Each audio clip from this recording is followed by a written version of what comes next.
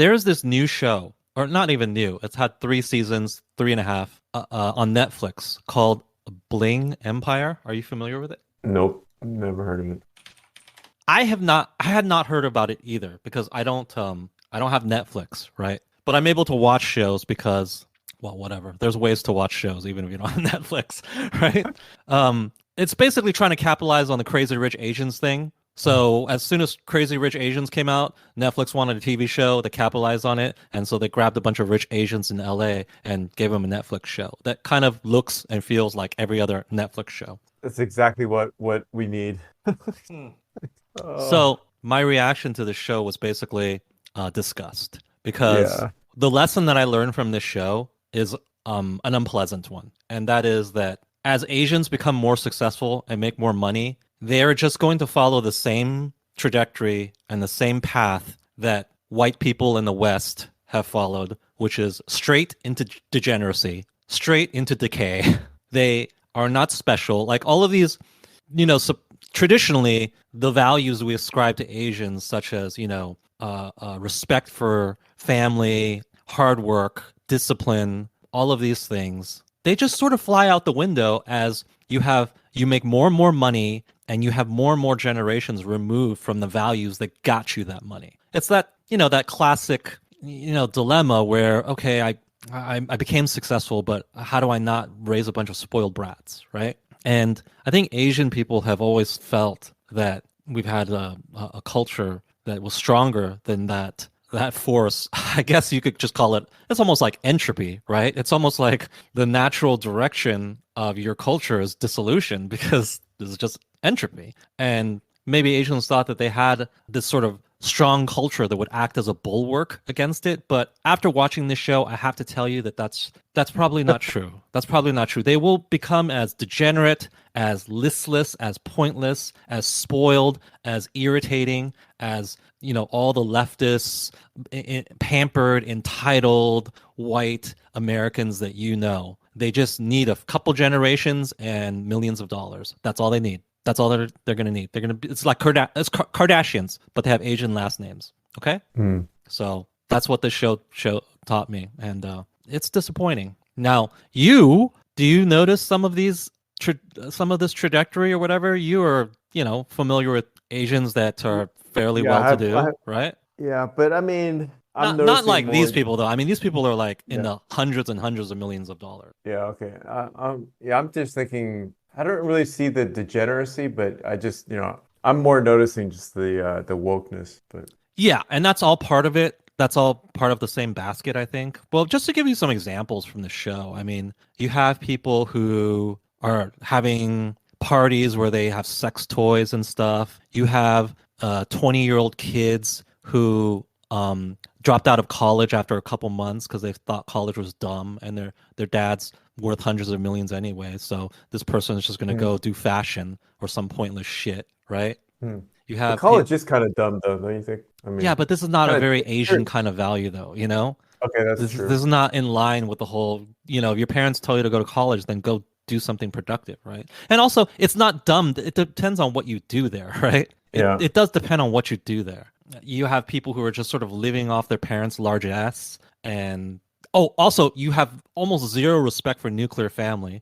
Most people are divorced or involved in affairs, and it's just it's not what you conceptualize when you think about a strong culture that's based around hard work and family. It's Hmm. just this is what happens when you get rich. Hmm. And my observation is that, yeah, Asians are not any different. This is what's going to happen to them. And it actually, in a way, it's comforting because, well, comforting or not, I mean, I guess it's subjective, but we often talk about how threatening China is, but inherent in getting richer and more powerful is them being subjected to this sort of stuff. This stuff will happen to them. It's already happening to them. I mean, I don't live in China, but I've heard that there's a lot of people like this there, right? Some of these people are sort of from China. And, we make fun of how, degenerate and bullshit our culture is, but their culture is going down the same road. It is not, the more success you have, the more that you're just going to see more of this stuff. And it's sad and it's unfortunate. And another thing that I hypothesize is that Asian culture may be even more susceptible to it because Asian culture is naturally a little bit more secular. It's not that religious, right? I mean, yes, you have Buddhism, yes, you have ancestor worship in some places, right? And some Asians are even Christian. However, you do have to admit that they're less religious than, let's say, Americans in 19 or in 1890. When America was becoming the next richest, powerful country in 1890, it was a very religious country. And that enforced a certain standard of behavior. Rich people couldn't be like the fucking Kardashians in 1890. Or I guess maybe they could, but there's still a lot of there's social controls too. It's like you're a bad Christian, do you want to go to hell? And people look down on you. You can't just be out there like that. But there's no such check in a secular society, right? And there's also with rich Americans in, the robber baron era, there's a strong concept of I don't know if you've heard of this term, but it's called noblesse oblige, right? It's this idea that rich people owe other classes. So they have a responsibility to them.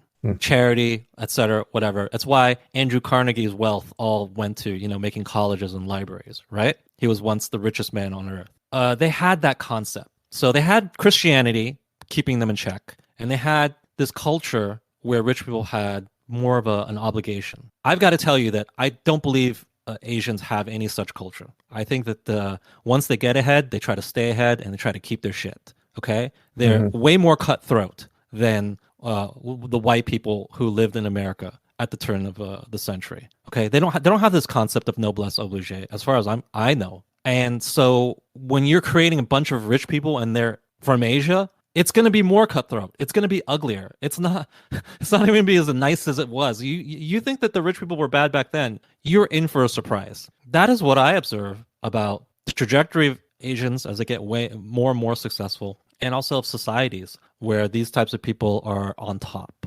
It's not going to be pretty. It's going to be probably worse than it was when, back in the day when wealth disparity was so bad, et cetera, et cetera. And it's sad to say because I'm Asian and I sort of thought that, oh yeah, culturally we've got a stronger culture and it's focus on family and discipline. It will carry through. I don't know if the evidence supports that. Yeah, but on the other hand, I mean, this is a reality show, so they're gonna pick like True. more extreme slash entertaining True. Examples. They will, but I think that my reasoning is sound when I say that more secular people will make worse rich people. Because what is the check on their behavior? What will make them feel obligated to other classes of people? How old are the people in this show? They range from 20 to 60. Oh, okay. And even the 60-year-old is Yeah, degenerate? even the 60-year-old was a degenerate who just spent her family's money and just like very, it's all about consumerism and buying jewelry and parties and divorce 4 times, That's the kind of, very disheartening. Did you have anything to say about that before I move on to this segue? No. I mean, I was just thinking, just the people that I observe, I don't see any, degeneracy yet. But then maybe they're just not rich enough. Exactly, it's possible. Well, and also generation. You got to like have a few generations that feel entitled and spoiled. Like they can't even remember when my family had to work hard for this stuff, right? Yeah. Okay. So that's I don't know if that's ever going to happen.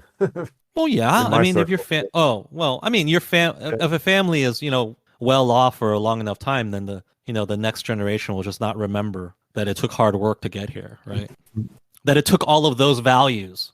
So now you reject those values because they seem passé and old-fashioned and backwards, right? Mm-hmm. But the thing I want to segue to, and this is more entertaining, is that I was having dinner with my wife and I was talking about this very same topic, right? And we were sitting kind of like at a bar. There was this white woman, maybe late 30s, who walked in with her date and sat next to us. And she had overheard our whole conversation. And when I got up to leave, this woman told my wife that I was an asshole, right? She was like, that guy is such an asshole, right? But she thought we were just on a date because she was just on a date. And she had apparently been eavesdropping to our whole conversation.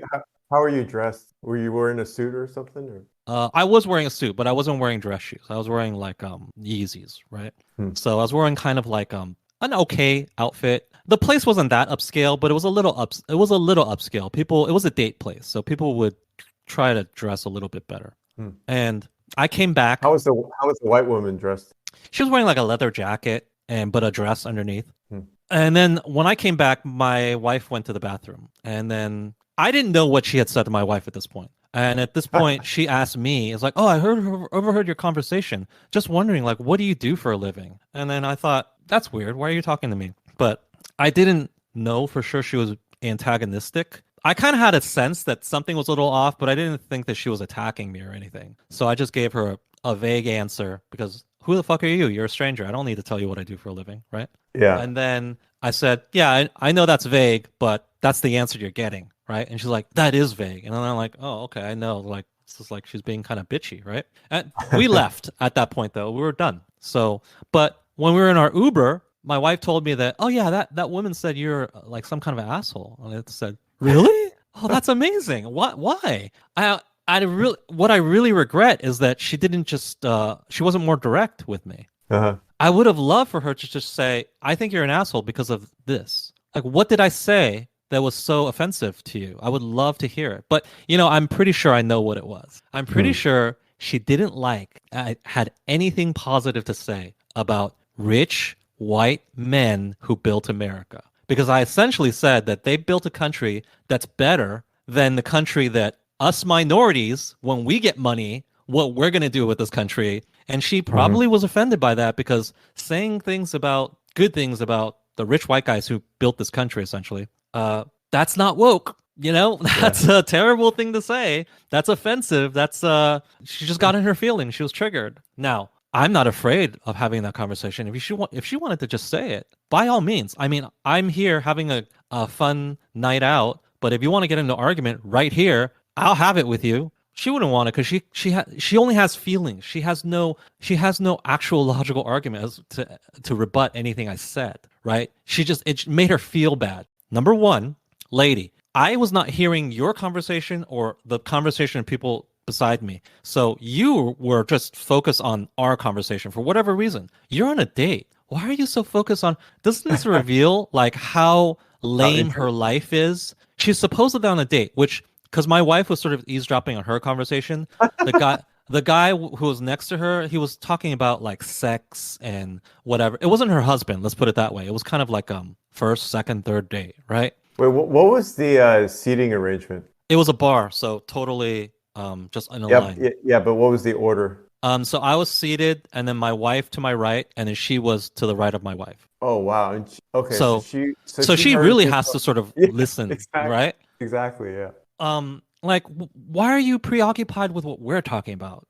Enjoy your date, right? But it just shows how deeply unhappy a single leftist white woman in the state of California is. She can't just go on a date with a guy who it seemed like a nice gentleman, can't just enjoy your date with that guy, has to listen to an adjacent conversation to get triggered by something. Why are you not just enjoying your date? I'm enjoying mine. My wife and I are having conversation. We weren't arguing, so you couldn't claim that you're eavesdropping on an argument and like you couldn't help but hear it. Like we were just having conversation.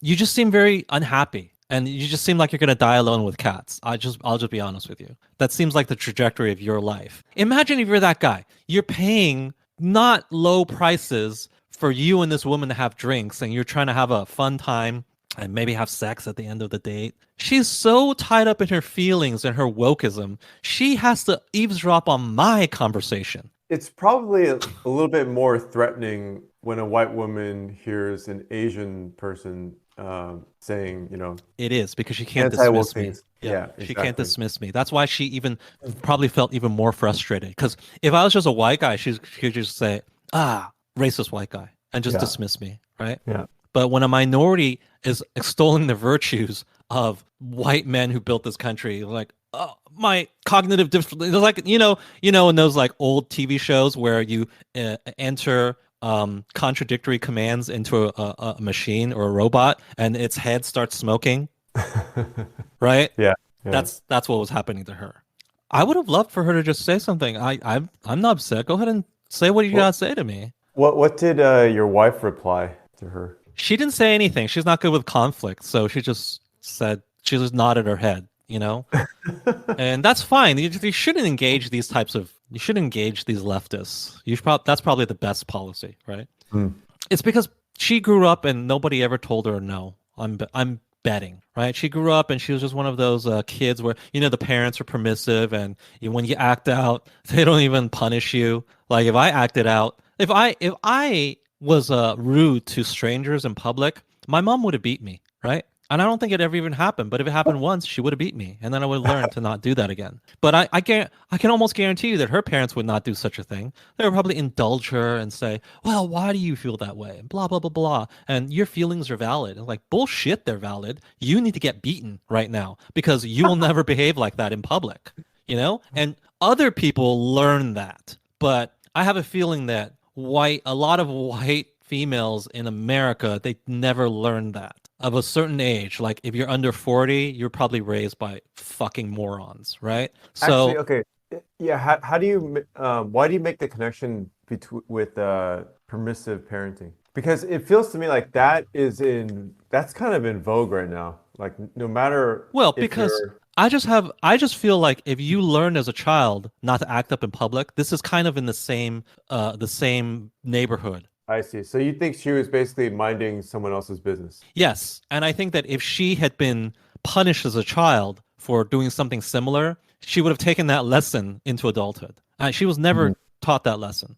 And in adulthood, we indulge her still, especially in this state. Like we just tell them, like, yeah, yeah, you're totally in the right. You should call people out on them being problematic, even though they're strangers, and you should really be minding your own goddamn business. What if her date was just silent the whole time? What if her date was just silent? Yeah, and so in other words, there wasn't really anything she had to attend to on her side. Oh, she should still be minding her own business, right? Like Hmm. she could be if I overheard snippets of her conversation and she said the dumbest leftist shit, I would not engage her. I would just Interesting. say, "You are having your conversation, you're a stranger, you're having dinner, I'm gonna leave you alone. I will mind my business. I have my own dinner. The end. It Hmm. doesn't matter how stupid you are or how much I disagree with you. I respect this boundary." What if they were, I mean, so are you distinguishing between positive reactions and negative reactions? Or like what if they were talking about some,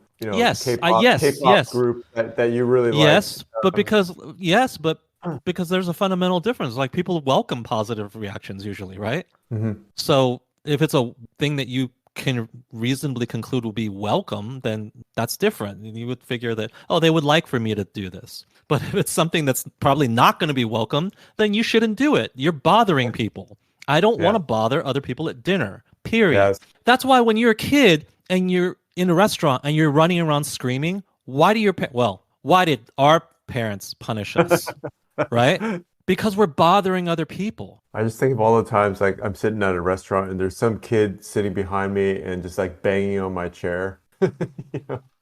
Oh And then gosh, the that's parent, fucking terrible. the parent does nothing. Right. Or maybe she did. She didn't specifically antagonize me. She didn't say, "Hey, you're an asshole." But she did say it to my wife. But what's funny about that then is that maybe she looked at her and just assumed that we weren't married and that she thought, "Oh, this asshole right-wing MAGA voter is on a first date with this woman and is talking her ear off about all these fascist ideas that are totally racist." Although I don't understand how it could be racist because he's not white and I am, and yet he's still the racist. I know it in my heart, and I'm just It is, commiserating yeah. with I this have to, woman. I'd say it's quite presumptuous of her to assume that, that your wife was annoyed by this or should be annoyed. But maybe that is what she assumed, though. Oh yeah, Yeah, that's that's what it sounds possible, like. Yeah, right? yeah. I'm guessing it is because, like, if she knew that she was She probably my she probably wife, thought she she probably was wouldn't have said doing. that.